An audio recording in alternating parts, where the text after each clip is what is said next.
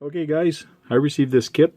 There's no foam in the tires. So the kit doesn't come with foam, the Tamiya kits. Pretty much all the foam kits don't come with foam.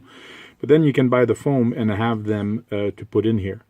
What I've done is I've kept these sheet of foam that usually go on top of some boxes. So lots of time this was 1 centimeter, 10 millimeter thick. There's other ones sometimes that are thinner. This is less compressed, so very easy to push. This one is a little bit more dense. So these are perfect for making tire foams for Tamiya kits.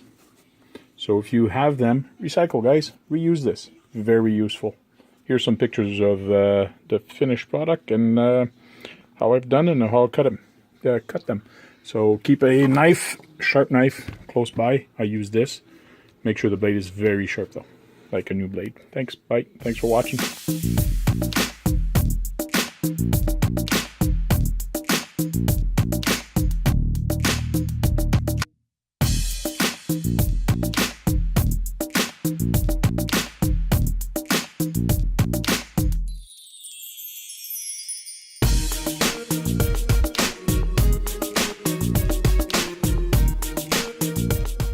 I'll finish listening X-Men.